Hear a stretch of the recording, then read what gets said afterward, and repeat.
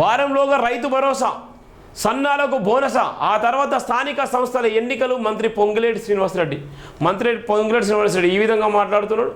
అక్కడ ఉన్నటువంటి ఆ శాఖకు సంబంధించినటువంటి సీతక్క మాత్రము మాట తిప్పేసేటువంటి సందర్భాలు మనం చూస్తున్నాం. పూణేలో బ్రిడ్జి కూలి 4 మృతి. మహారాష్ట్ర సీఎంతో మాట్లాడిన ప్రధాని మోదీ. పూణేలో ఇంద్రయాని నదిపై వంతెన కూలి ఘోర ప్రమాదం. ఘటన 4 పర్యాటకులు మృతి. పలువురు గల్లంతో సురక్షితంగా 39 మందిని కాపాడిన సహాయక బృందాలు. మృతుల కుటుంబాలకు 5 లక్షల పరిహారం ప్రకటించిన ప్రభుత్వం.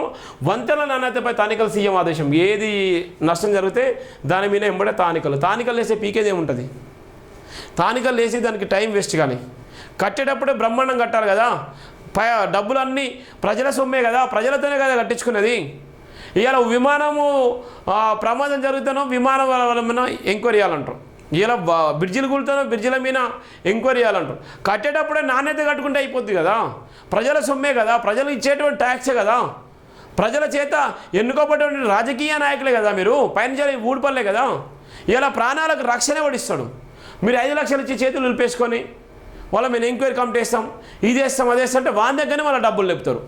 ఎవడైతే కట్టిన ఉన్నాడో వాని మీద ఎంక్వైరీ కమిషన్ అనగానే కదా వాని దగ్గర తీసుకొచ్చి ఏదో కేసులు వేసి బొక్కలేసి ఎవరైతే చనిపోయారో వాళ్ళు చనిపోవడానికి కారణం నువ్వే అన్నటువంటి నిర్లక్ష్యంతో నీ నిర్లక్ష్యంతో చనిపోయాలని వారి మీద వాళ్ళ లక్షల కోట్ల రూపాయలు వసూలేస్తారు. చెత్త ప్రభుత్వాలు ఎక్కడ చూసినా భయంకరమైన ప్రభుత్వాలు. ఒక పక్కన ఫస్టే మనం నాణ్యతగా, ఫస్టే మనం ఏ విధంగా ఉంది, ఏ క్వాంటిటీ వాడుతున్నారు, ఆ ప్రమాదం ఎన్ని సంవత్సరాల వరకు ఉంటుంది, ఆ ప్రమాదం జరగడానికి గల కారణాలేంది, ఎన్ని సంవత్సరాలు స్టాండర్డ్గా ఉంటుంది అనేటువంటిది లెక్కకు మించినటువంటి కబ్జాలు ఉండడం వల్ల పాపం అనవసరంగా ఇంతమంది ప్రాణాలు కోల్పోయి చూడండి పాపం.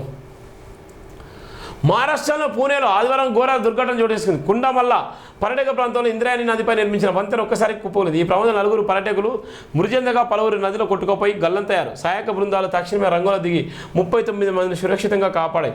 గల్లంతైన వారి కోసం ఎన్డీఆర్ఎఫ్ బృందాలు యుద్ధ ప్రాతిపదికన గాలింపు చర్యలు కొనసాగిస్తున్నాయి. గత 2 రోజులుగా కురుస్తున్న భారీ వర్షాలకు నది ఉధృతంగా ప్రవహిస్తుంది. ప్రమాద సమయంలో వంతెనపై అధిక సంఖ్యలో పర్యాటకులు ఉన్నట్లు సమాచారం. మృతుల కుటుంబాలకు 5 లక్షల చొప్పున పరిహారం అందిస్తామని, గాయపడిన వారి చికిత్స ఖర్చును ప్రభుత్వమే భరిస్తుందని ముఖ్యమంత్రి దేవేంద్ర ఫడ్నవీస్ ప్రకటించారు. వంతెన శిథిలావస్థకు చేరడం, సామర్థ్యానికి మించి జనం ఉండడమే ప్రమాదానికి కారణమని ఉప ముఖ్య అజిత్ పవార్ కూడా తెలిపిన నేపథ్యం ఉంది. ఒక పక్కన అయిపోయిందిగా కట్టేటువంటి ఎట్లుండే అంటే బీజేపీ ప్రభుత్వంలో ఉన్నటువంటి నేపథ్యంలో ఇలా కట్టడాలు ఎంత భయంకరంగా ఉన్నాయో మనం చూస్తున్నాం. దీని మీద ఎవరు ప్రశ్నించరు, ఏ మీడియా వాడు ప్రశ్నించాడు, వాళ్ళ ప్రాణాలు పోయినాయి ఎవడు ప్రశ్నించాడు. ఏ పేపర్లో అంతతో రాస్తారు. ఇవాళ ఉన్నటువంటి బలమున్నోడికి బలమైన కులాన్ని ఉంటే వానికి ఒక విధంగా వార్తలు రాస్తారు. ఇవాళ ఉన్నటువంటి బలం లేని కులాలకైతే వాళ్ళకు ఒక విధంగా వార్తలు రాస్తారు. ఇవాళ ఉన్నటువంటి ఇంకా సనాతన ధర్మంలో ఉన్నటువంటి వ్యక్తులు ఎన్ని తప్పులు చేసినా కూడా వాని గురించి గొప్పనే రాస్తారు. వాని గురించి కూడా నోటి నుంచి చెప్పడానికి కూడా మాటలు రావు. ఎంత దౌర్భాగ్యమైన పరిస్థితిలోనూ ఇక 8 కోట్లతో వంతెన నిర్మించాడు. 8 కోట్లతో ఆ వంతెన నిర్మిస్తే ఏమైపోయింది, కుప్పకూలిపోయిందో 4 ప్రాణాలు తీసిండు. ఇంకా 4తో పాటు ఇంకెంతమంది ప్రాణాలు పోతే తెలియదు. ఇది ఉన్నటువంటి పూణేలో బ్రిడ్జి కూలి 4 మృతి చూడు ఎంత దారుణంగా ఉందో. ఇలా బ్రిడ్జి ఎక్కాలన్నా ప్రమాదం ఉంది, రైలు ఎక్కాలన్నా ప్రమాదం ఉంది, విమానం ఎక్కాలన్నా ప్రమాదం ఉంది. ఇవాళ ఎక్కడికి పోవాలన్నా ప్రమాదం ఉందంటే మనం ఎంత భయంకరమైన బతుకులు బతున్నామో చూడండి. ఇక ఏ విధంగా ఉందో చూడండి. ఇక